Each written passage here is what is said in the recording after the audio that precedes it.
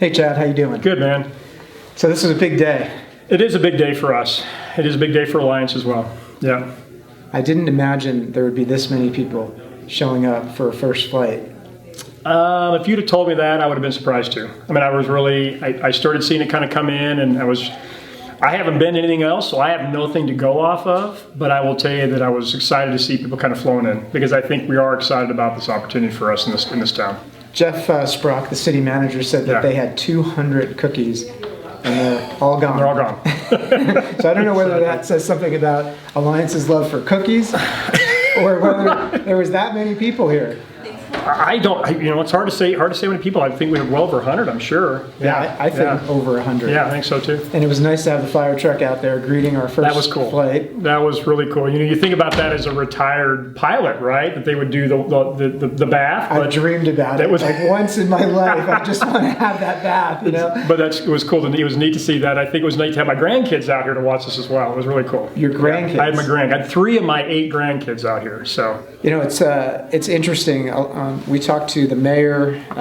So we spoke to a couple council people, and you being based here, living here, having roots in this community was a big factor in pushing them towards Denver Air Connection.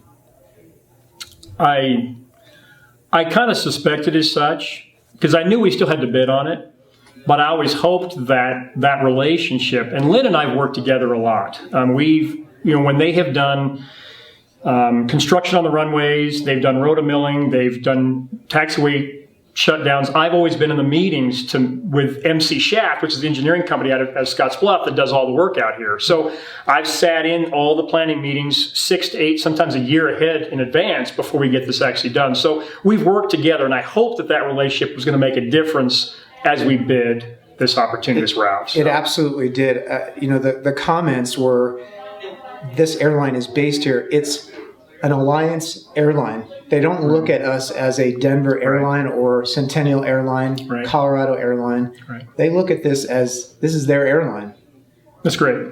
I'm glad to hear that, because I think it should be that way. I think they should take ownership of it just as much as we take ownership of doing the job. I mean, they should take ownership and be proud that this is their place, because for a long time, they've never had an airplane based here. And this is a big deal for them to have an airplane based here every night, knowing that at 6:30 in the morning, that airplane's ready to go, not waiting to come through Chadron. So. 100% of the people I spoke to talked about reliability. Right. And being based here, it's got to make a difference on reliability. Just like you said, we're here. Exactly. We don't have to get here. We start here and end here. Correct. You've been a pilot with KeyLime and Denver Air Connection for how long now? 16 and a half years. I was hired in January of 2003.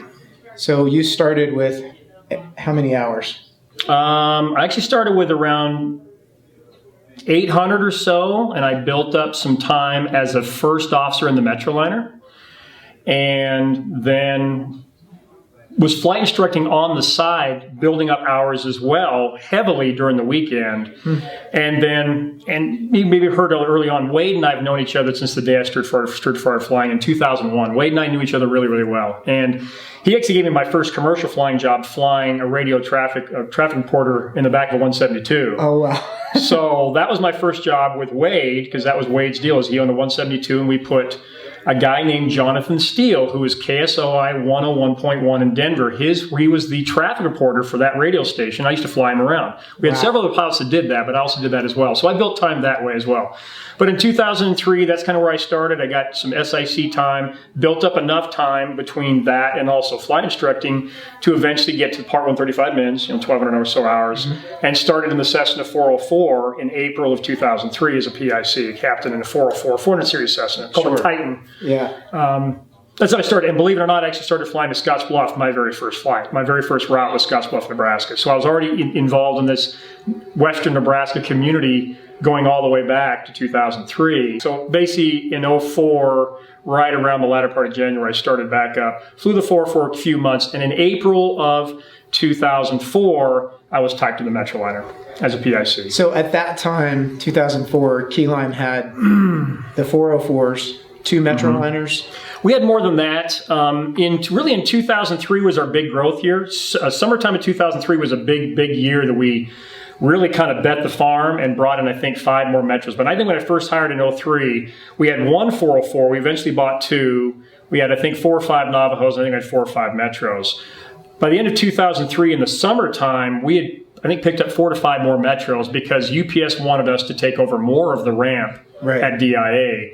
And so there were other contractors out there that we just they just weeded them out, and we just took over more of the routes. So that was our big growth year, was 03. We also had another one, but 03 was a big year where we just hit it hard, and we kind of bet the farm. I know Cliff and Glenn put a lot of money, their own money, houses online to try to make this work, to try to put the money out there to buy these aircraft. So, but yeah, it almost doubled, I think, within that first 6 months from 03 to latter part of 03.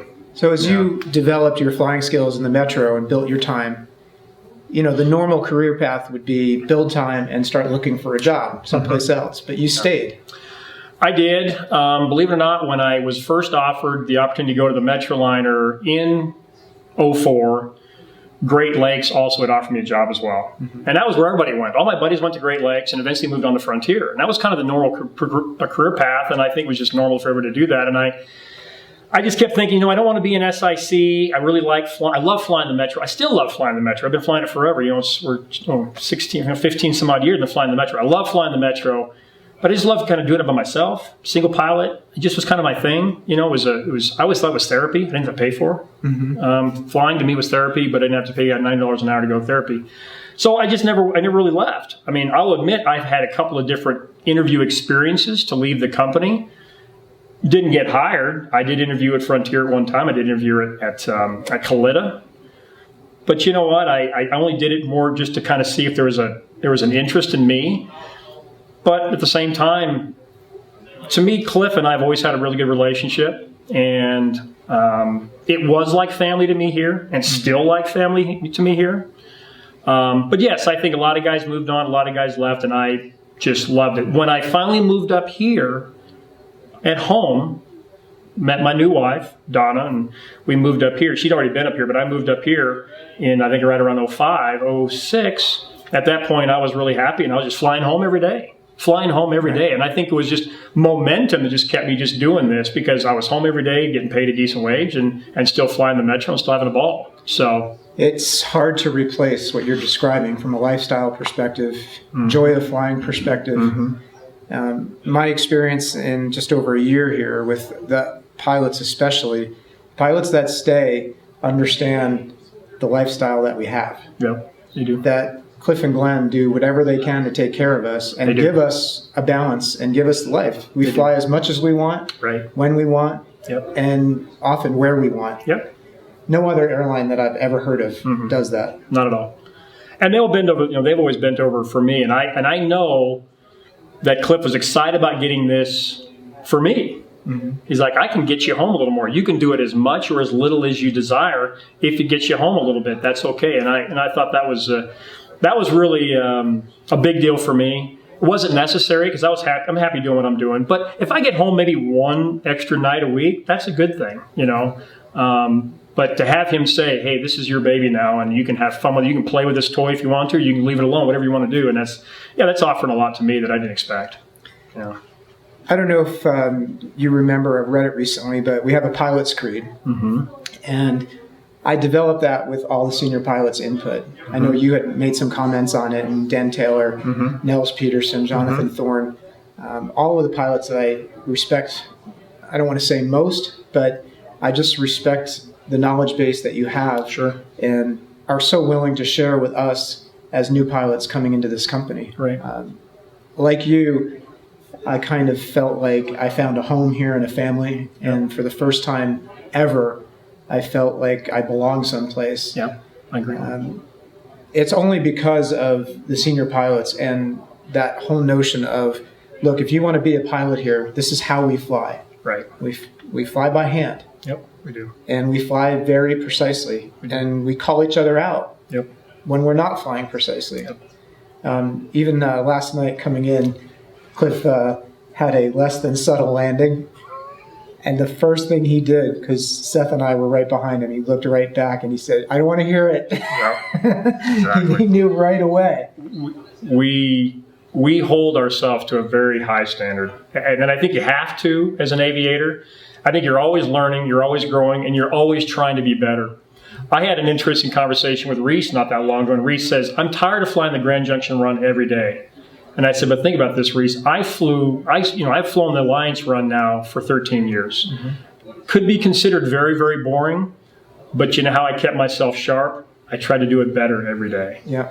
It's the same route. It's the same thing. It may be mundane, but if I have a bad landing in the morning, I'm going to make that better landing in the afternoon and the evening. And that's the way it always was for me, is I can always do it better. And I was always looking for the perfect flight. That is a perfect flight, departure, takeoff, departure, level off, arrival, landing. It had to be perfect. And I haven't gotten one yet. Yep. We're also looking for the perfect flight. It's probably out there, but we may never get it. But we're always striving for the perfect flight. The pilots that are real Keylime pilots have that same outlook. And it's a joy to fly with them. And you fly multiple routes with somebody, and it's a game. Yep. And it's it is a game. Really competitive game here. It's super competitive. Who can outdo each other? Who can grease it on time after time? And it's not easy in the planes we fly, No, right? it's not. And when you're for anybody that has, your multiple types. I mean, this morning I got a landing that I wasn't very pleased with in Scotts Bluff. I did it better here in Alliance. You're always working to be better. And that's my biggest focus. And that's how I keep myself sharp, is I know I can do better the next day. Always can do it better the next day. Yeah. Before Keylime, you said you had about 900 hours. Are you from Nebraska originally? I'm actually not. I was born and raised in Denver. Yep, born and raised in Denver. I actually learned to fly, believe it or not, right next door to Aspen Flying Club. That's where I learned to fly. That's where I learned to fly. Yeah, isn't that cool? Yeah. So, that was, when did you learn? What year did you learn to fly? So I started in 97 and then paused and then picked up again in, I think, 2002 it was. Okay, Melinda Higgle was my primary. I knew Melinda. I was a flight instructor there. Larry Ramsdell was the owner. So I knew Larry pretty well. Yeah. There was a story at Aspen about a pilot who, the day after he got his private, lost an engine just north of Cheyenne and did an emergency into Cheyenne. You remember that? Vaguely. You know who that pilot was? No. That was me. That was you. You're kidding me. No. And Melinda. So I landed just on the end of the runway. Emergency services comes out. This is the other part of the story I didn't tell you. My hands are still on the locked up. Yeah. Locked up, and I am fixated straight ahead. And right now, I can't even remember what I was thinking, other than, am I actually alive? Right. And emergency services started to approach the plane, and then paused and caught my attention, went like this, and then opened the door, and I still had my hands, and he just gently put his hand on mine. And then they drove me to the terminal in Cheyenne, put me in the bar, bought me a shot and a beer, and said, "You're going to be fine." And then Melinda calls and says, "Where are you?" Because she's at the airport. She'd flown up in a 172 with another pilot to come and get me and bring me back to Centennial immediately. And she comes to the bar and she says, "Don't finish drinking that, because you're going to go flying with me tomorrow morning at 6 a.m. I met with her at 6 a.m. and I said, "I don't want to do this." I was sweating bullets just starting the plane. But she got me in the plane. The next day, exactly the same thing, same routine. And by the third day, little abnormal recovery, little stall work, and kind of it broke the ice, and I started to feel like I could fly again. So it wasn't for her in Aspen, I wouldn't be here with you right now. No way. No, you wouldn't be here. That's true. Great flight instructors, that's what they're all about. They're there to take care of us, and they become great friends. I still have great friends who are my flight instructors, and they become lifelong friends for you. That's the relationship you develop. It's better than... It's more emotionally connected than any golfing instructor you'll ever have, right? You know what I'm saying? You can be taught by a great golf pro, but you know what? Your life depends. Your life depends on this person to get you through this. Exactly. Yeah. Exactly. It's cool. And I found the same thing here with Glenn and Cliff. They take the time to develop every single pilot here, and it's not even a little push. No. They're going to get you to the point where you are not only competent, but you're an excellent pilot. Correct. You do the same thing. I hear it all the time. You pass on tribal knowledge. You try and help whoever you can. Is that part of who we are, don't you think? I think it's our culture. I think it is passed on by Cliff and Glenn. And Cliff was the one that kind of got me. He was the one that did, check ride in the 404 when I first got here. And so that's who I knew. He taught me to be a check airman in the 404. And that's what kind of got me through that. Glenn, when I got in the jet, he was the one that took me for the first 100 hours and said, we're going to get you through this. I'm going to be your captain. You're going to be my FO, and I'm going to teach you how to do this. They're going to reverse roles, and we're going to teach you how to be a captain. And so they do take the time and the effort to sit down and say, we can make you better. You're good. We can make you better. We're going to make you that much tighter. And we want you to then pass that on to somebody else. And that's the challenge that we all have, particularly as a 135 captain and not a 121 captain, is we get these 250-hour guys that you've got to basically begin to teach them how to be what you want them to be. Right. It's the same pass on of the baton that Glenn gave to me that I got to pass on to somebody else and say, no, this is the way we do this. This is what Glenn expects you to do this. This is how I expect you to do this. This is the way we phrase it. This is the call out. This is how we challenge response. And you got to work these guys up to that level, and you keep pushing them and pushing them and pushing them until you know they're right? That's what we do. It's interesting because when I worked with Christine in HR to build the recruiting program, we came up with the saying, it's your career or your career path. Mm-hmm. And the career path was a nod to the reality that not everyone's going to stay. It's a fact of life. Correct. We know that. But if you understand what's available here and you spend a few years at KeyLime, just like you would at any other regional, you will be so well prepared. You will be the best in your class. And I have now spoken to the head recruiters of Frontier, United, American, Omni, Atlas. Every KeyLime person they get sails through. Mm-hmm. They don't have any problems, not in systems, not in the sim, not on their check ride, not on IOE. Good point. They're the pride and joy of their class. Right. Who else can offer that? Who else, Nobody. If you're a pilot out there considering coming here, where are you going to get that level of training, that level of support? You're not going to. Yeah, you're not going to. You're just not going to. Yeah, we make the best. That's what we work for. We want you to be the best. Because we know not only is it's your life, but we got 9 or 30 or eventually 50 or more behind you relying on your ability to take care of this flight, regardless of what it takes. Fly the airplane, get the people there safely. And I think I've even had to ask myself more recently is like, what is my motivation? Because, I've got a lot of flight hours, been doing this a long time, been here at this company a long time. And sometimes you need that, what's that edge? What's the edge I need? And it's about the passengers. It's about taking care of the customers. That's what it's all about around here, is just taking care of those customers. I know that's what Cliff and Glenn feel, and that's exactly the way I feel, is taking care of those passengers on every single flight, making them glad that they're there. I think we just work hard to do that. That's ultimately why we beat ourselves up on the landings, because that's Correct. all the customer ever remembers about their entire flight. Exactly. They don't think about, hey, I just got a premium snack, or boy, these seats are comfortable, or that flight attendant was really nice, or the pilots actually called me by my first name. Right. If you balk the landing, that TJ it's all out the window. blew that one. That's it. It's all out the window. I hear it every time. It is they're true. Just judging you on your landings. That's and we focus on that. And I think that's what, it's funny, because when I fly with FOs that I have flown with before, guys that have been around a while, say, man, you balloon, you never balloon. Or, hey, how'd you never make a mistake? That's my goal, is to always grease that thing in. I mean, our goal is always to grease it in. We don't always grease it in, but that's a goal to grease it in every day. You mentioned potential 50 seat. We just took delivery of our first Embraer 145 this week. You've been here 16 years, and you've seen the trajectory from 404 through the Metroliner, through the Dornier jet, and now the Embraer 145. Has that trajectory just been smooth, or has it been a fight? Oh, I think we all fight. I think the company fights to I think Cliff's always had the vision. And I think the people have to catch the vision, right? We're all trying to catch the vision. And I've said it numerous times. If Cliff can dream it, it will happen. I believe that.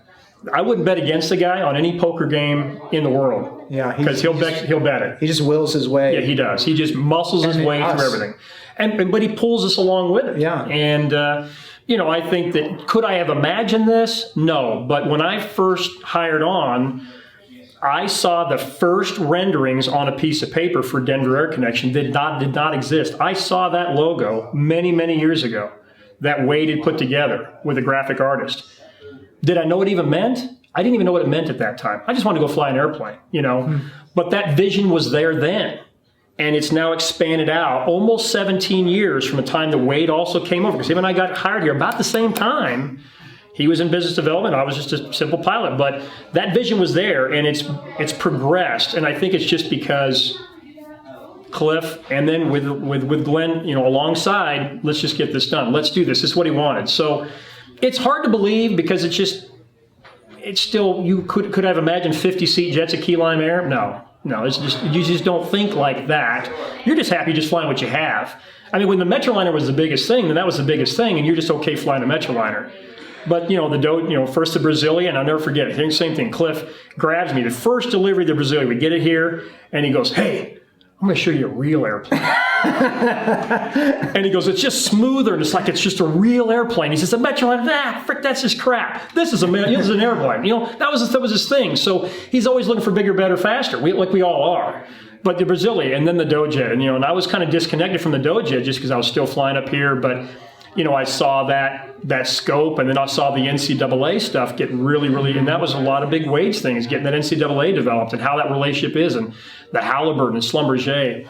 I just think it's still like anything else, like any business, it is about your relationships. It's about how you establish those relationships. However you do it, know people by a first name. Know that we're there to take care of them equally as they're trying to take care of us. And I think it's just all about relationships, and this is where we're at right now. And I think the 50 seats is going to be it's a springboard to so much more greater opportunities in this country that I think we probably can't even imagine what's next. Yeah, the mayor and the town council said something that resonated.